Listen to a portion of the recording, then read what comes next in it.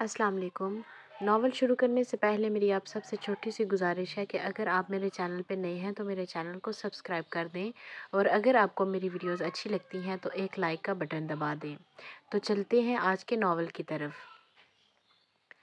چاہا ہے اس کو روح کی سچائیوں کے ساتھ، زندہ ہوں اپنی ذات کی تنہائیوں کے ساتھ، روکا نہیں تھا اس کو بچھڑتے وقت بھی، اپنی وفا پہ ناز تھا سچائیوں کے ساتھ۔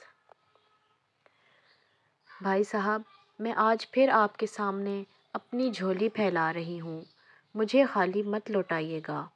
اپنی ماہوں کو میری جھولی میں ڈال دیجئے، میں اسے اپنے شارک کی دلہن بنانا چاہتی ہوں۔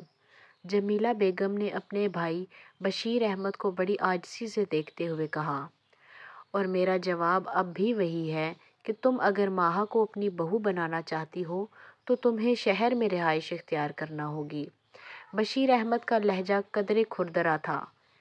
یہ جواب سن کر جمیلہ بیگم دل محسوس کر رہ گئیں کہ یہ بات ان کے لیے ناممکن تھی۔ انہوں نے بھابھی صدیقہ بیگم کی طرف دیکھا تو انہوں نے بے چارگی سے سر جھکا دیا۔ صدیقہ بیگم اور جمیلہ بیگم میں نند بھاوج والے روایتی تعلقات نہ تھے، بلکہ ان کے تعلقات کی خاندان میں مثالیں دی جاتی تھیں۔ بشیر احمد اور جمیلہ بیگم سگے بہن بھائی تھے۔ بشیر احمد ایک کاروباری شخص تھے۔ اللہ تعالیٰ نے ان کے کاروبار میں بہت برکت دی تھی۔ وہ لاہور کے پوش ایریا ڈیفنس میں رہائش پذیر تھے۔ وہ زندگی کا ہر معاملہ طے کرتے وقت ہمیشہ یہ خیال رکھتے تھے کہ اس معاملہ میں لوگ کیا کہتے ہیں یا لوگ کیا کہیں گے۔ انہوں نے کبھی یہ نہیں سوچا کہ اللہ اس معاملے میں کیا حکم دیتا ہے۔ یہی وجہ تھی کہ جب جمیلہ بیگم اپنے بیٹے کے لیے ان کی اکلوتی بیٹی ماہا کا رشتہ طلب کر رہی تھیں تو انہوں نے یہ سوچ کر لوگ کیا کہیں گے کہ اپنی اکلوتی بیٹی کو گاؤں میں بیاہ دیا۔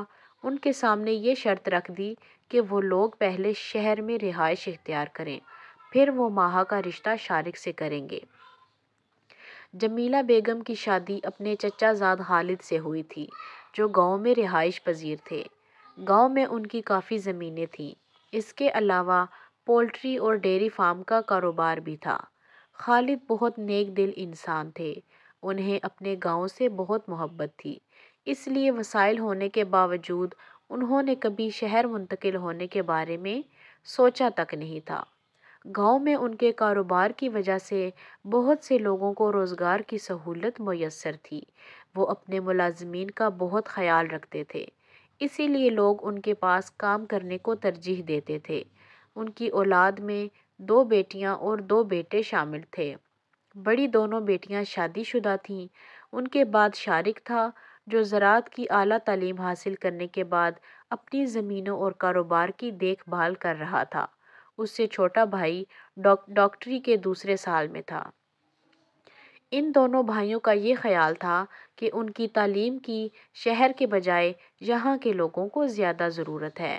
شارک اور اس کا بھائی 2-3 NGOs کے ساتھ مل کر اپنے گاؤں میں طبی سہولیات کی فراہمی اور کاشتکاری کے نئے طریقوں کی تربیت کے پروجیکٹس پر کام کر رہے تھے۔ یہ لوگ اپنے گاؤں کو ترقی دینا چاہتے تھے اور اس کے لیے وہ زبانی جمع خرچ کرنے کے بجائے عملی اقدامات کر رہے تھے۔ اپنی اسی سوچ اور جذبے کی وجہ سے یہ لوگ شہر میں اپنا گھر ہونے کے باوجود گاؤں میں رہنا پسند کرتے تھے۔ اسی بات کو بنیاد بنا کر بشیر احمد نے اپنی بہن کو انکار کر دیا تھا، حالانکہ ان کا گھر گاؤں میں ہونے کے باوجود جدید طرز کا تھا اور ہر سہولت سے آراستہ بھی۔ آج بھی جب بشیر احمد نے جمیلہ بیگم کے اصرار پر بہت روکھا سا جواب دیا تو قریب بیٹھے شارک کو ان کا یہ روکھا لہجہ بہت کھلا تھا۔ اس نے چائے کا کپ میز پر رکھا اور اپنی ماں کو چلنے کا اشارہ کیا۔ امی، ماموں کے انکار کے باوجود آپ بار بار ماہا کے لیے جھولی کیوں پھیلاتی ہیں؟ ماموں کے گیٹ سے گاڑی باہر نکالتے ہی شارک نے جمیلہ بیگم سے پوچھا۔ انہوں نے خاموشی سے اس کی طرف دیکھا۔ بیٹا، میں تمہاری ماں ہوں، تمہارے دل تک رسائی رکھتی ہوں۔ کیا ہوا جو آج تک تم نے اپنی زبان سے نہیں کہا، لیکن میں جانتی ہوں کہ ماہا تمہارے دل کی گہرائیوں میں بستی ہے۔ میرے بچے، میں یہ سب تمہیں نارسائی کے دکھ سے بچانے کے لیے کر رہی ہوں۔ وہ دل ہی دل میں اس سے مخاطب ہوئیں۔ یہ حقیقت تھی کہ ماہا شارق کی دھڑکنوں میں بستی تھی، لیکن اس نے یہ بات فی الحال خود سے بھی چھپائی تھی۔ وہ اس سے اتنی محبت کرتا تھا کہ وہ اسے ہر آن اپنے ارد گرد محسوس ہوتی تھی۔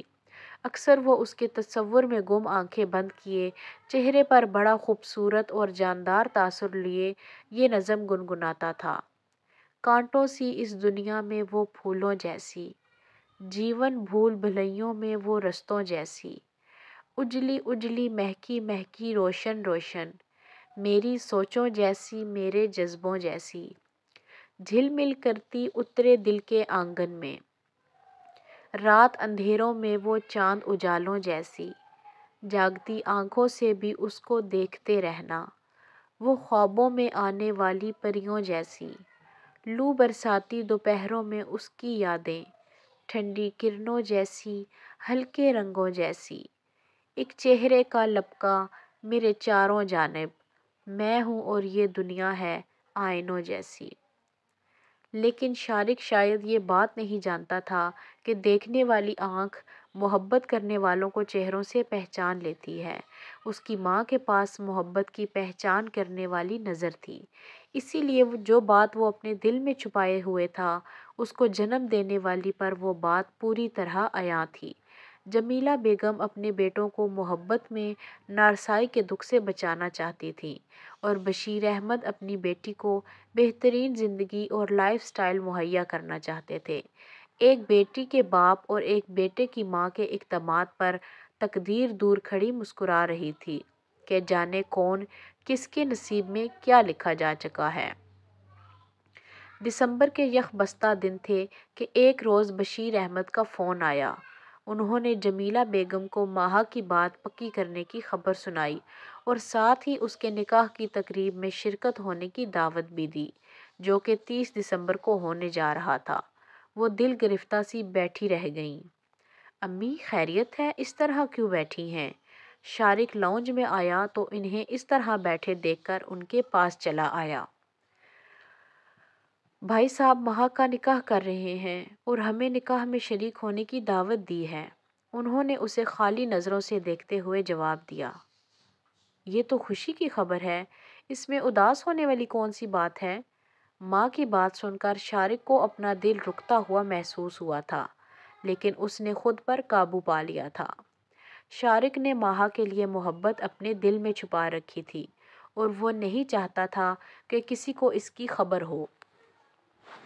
لیکن جمیلہ بیگم کسی نہیں اس کی ماں تھیں اور بغیر بتائے اس کے دل کا راز جانتی تھیں۔ وہ اسے کیا بتاتیں کہ میں تمہارا دل اجڑنے کے غم میں اداس ہوں۔ شارق انہیں تسلی دے کر زمینوں پر چلا گیا۔ وہ زمینوں پر تو آ گیا، لیکن اس کا دل بہت تکلیف میں تھا، جو ماہا سے بچھڑنے کے احساس سے لہو لہو ہو رہا تھا۔ محبت نے اسے ایسی چوٹ پہنچائی تھی کہ اگر درد کی شدت کے باوجود وہ منہ سے آہ تک نکالنے کا مجاز نہ تھا کہ آہ نکالتا تو ماہا خواہ بدنام ہو جاتی۔ محبوب کی بدنامی سے بہتر تھا کہ وہ اپنی چیخوں کا گلا گھونٹ دیتا، اور اس نے ایسا ہی کیا۔ وہ اپنے دل کو سمجھانے لگا کہ یک طرفہ محبتوں کا یہی انجام ہوتا ہے۔ ماہا کو تو اس کے جذبات کا علم تک نہیں تھا، لیکن شارق کو اس بات کا بہت دکھ تھا کہ ماموں نے اپنوں پر غیروں کو ترجیح دی۔ جمیلہ میں نے تمہارے بھائی کو شارق کے لیے راضی کرنے کی بہت کوشش کی، لیکن انہوں نے میری ایک نہ سنی اور ماہا کی بات رفت صدیقہ کی چھوٹی بہن کے جیٹھ کے بیٹے سے طے کر دی۔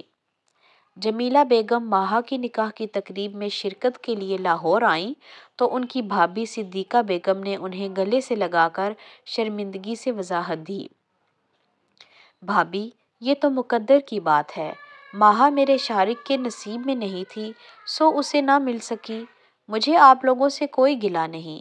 جمیلہ بیگم نے اپنی بھابھی کا شرمندہ سا انداز دیکھتے ہوئے اپنے آپ کو سنبھال کر انہیں تسلی دی: مزمل 2 بہنوں کا اکلوتا بھائی ہے، دونوں بہنیں شادی شدہ ہیں، ایک تو یہیں لاہور میں ہوتی ہے اور ایک اپنے میاں کے ساتھ قطر میں رہتی ہے۔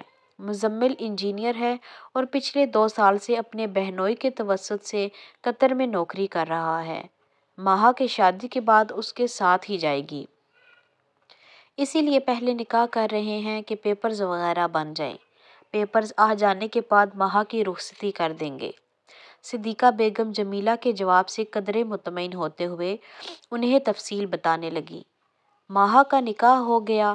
مزمل بہت سلجھا ہوا لڑکا تھا۔ جمیلہ بیگم نے اس کے سر پر ہاتھ پھیر کر دعائیں دیں۔ ماہا بہت پیاری لگ رہی تھی۔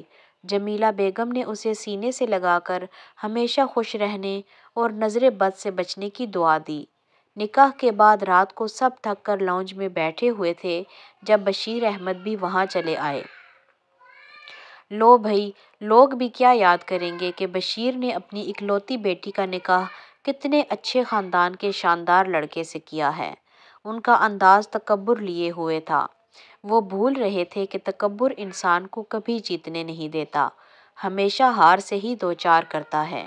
ان کی اس بات پر صدیقہ بیگم نے جمیلہ کے جھکے ہوئے سر کو دیکھا۔ ہاں تو اس بات پر اللہ کا شکر ادا کریں، اس میں فخر اور غرور کرنے والی کوئی بات نہیں۔ اللہ آگے بھی ہماری بیٹی کے نصیب اچھے کرے۔ صدیقہ بیگم نے روکھے لہجے میں بشیر احمد کی بات کا جواب دیا۔ ہاں تمہاری بات بھی ٹھیک ہے صدیقہ، لیکن انسان خود بھی تو کچھ کوشش کرتا ہے یا نہیں؟ بھئی میں بشیر احمد ہوں جو سب کچھ پرفیکٹ چاہتا ہوں، اور پرفیکٹ تک پہنچنے میں میری اپنی کتنی کوششیں شامل ہوتی ہیں یہ تو تم جانتی ہی ہو۔ بشیر کا جواب سن کر صدیقہ بیگم نے یوں سر ہلایا جیسے کہہ رہی ہوں آپ کو سمجھانا بیکار ہے۔ ماہا کے نکاح کے بعد جمیلہ بیگم نے شارق کے لیے لڑکیاں دیکھنا شروع کر دیں تاکہ وہ بھی جلد از جلد اپنے بیٹے کا گھر بسا دیں۔ امی یہ کیا ہے؟ مجھے ابھی شادی نہیں کرنی، مجھے اپنے گاؤں اور یہاں کے لوگوں کی فلاح کے لیے بہت کام کرنا ہے۔ شارق کو ماں کی ان سرگرمیوں کا علم ہوا تو اس نے انہیں روکنے کی صحیح کی۔ بیٹا یہ سب کام تو تم شادی کے بعد بھی کر سکتے ہو، یہ بہانہ مت بناؤ، اور جو کچھ تمہارے دل میں ہے وہ بھی میں جانتی ہوں۔ جمیلہ بیگم کی اس بات پر شارق نے چونک کر انہیں دیکھا۔ بیٹا تم میرے وجود کا حصہ ہو، میں تمہارے دل سے بے خبر نہیں۔ انہوں نے اپنی بات جاری رکھی۔ امی سب کچھ جانتی ہیں تو پھر اتنی جلدی کیوں؟ مجھے سنبھلنے کے لیے کچھ وقت تو دیجیے۔ شارق نے آگے بڑھ کر ماں کے ہاتھ تھام لیے اور ان پر سر ٹکا دیا۔ جمیلہ بیگم نے آنسو بھری آنکھوں سے اپنے بیٹے کو دیکھا اور اس کا سر اپنے سینے سے لگا لیا۔ بھئی بڑا پیار ہو رہا ہے ماں بیٹے میں، کیا بات ہے برخوردار؟ خالد سامنے والے صوفے پر آ بیٹھے۔ بس ابا جی، امی سے لاڈ اٹھوانے کا موڈ ہو رہا تھا۔ شارق اپنے آپ کو سنبھال کر مسکرایا۔ ماہا کے نکاح کے 6 ماہ بعد اس کے کاغذات مکمل ہو کر آ گئے تو اس کی رخصتی بھی کر دی گئی۔ رخصتی کے بعد وہ 2 ماہ تک پاکستان میں رہی۔ اس دوران دعوتوں اور رشتہ داروں سے ملنے کا سلسلہ چلتا رہا۔ جمیلہ بیگم نے بھی ان کی دعوت کی، اور جس دن ماہا اور مزمل کو دعوت کے لیے آنا تھا، شارق صبح سویرے یہ کہہ کر گھر سے نکل گیا کہ ان کی NGO کی میٹنگ ہے اور وہ رات کو دیر سے گھر آئے گا۔ مزمل کو جمیلہ بیگم کے گھر کا رکھ رکھاؤ بہت پسند آیا۔ اس نے گاؤں میں شارق اور اس کے بھائی کی کوششوں سے ہونے والی بہتری کو بھی بہت سراہا۔ پھپھو یہ شارق بھائی کہاں ہیں؟ میری شادی میں بھی نہیں آئے تھے۔ ماہا نے جمیلہ بیگم کے کندھے پر سر رکھا۔ بس بیٹا وہ اسی طرح مختلف کاموں میں مصروف رہتا ہے، بعض اوقات تو 2 دن بعد شکل دکھاتا ہے۔ جمیلہ بیگم نے اس کے سر پر ہاتھ پھیرا۔ شام کو ماہا اور مزمل لاہور واپس چلے گئے تھے۔ پھپھو کے ہاں سے آنے کے 1 ہفتہ بعد مزمل اور ماہا قطر چلے گئے۔ شادی سے پہلے مزمل اپنی بہن کے ساتھ رہتا تھا۔ اب اس کے بہن بہنوئی نے مزمل اور ماہا کے لیے اسی بلڈنگ میں جہاں وہ خود رہائش پذیر تھے ایک فلیٹ کا بندوبست کر دیا۔ ماہا اور مزمل کا فلیٹ 2nd فلور پر تھا۔ قطر پہنچنے کے 2 دن بعد یہ دونوں اپنے فلیٹ میں شفٹ ہو گئے۔ نکاح سے پہلے ماہا کا دل ایک کورا کاغذ تھا، لیکن نکاح کے بعد اس پر مزمل کا نام لکھ گیا تھا، اور اب وہ پور پور مزمل کی محبت میں ڈوبی ہوئی تھی۔ مزمل بہت کیئرنگ اور لونگ تھا۔ یہ اندازہ تو ماہا پچھلے 2 ماہ میں لگا چکی تھی، لیکن اپنے فلیٹ میں آنے کے بعد ایک نیا مزمل ماہا کے سامنے آیا۔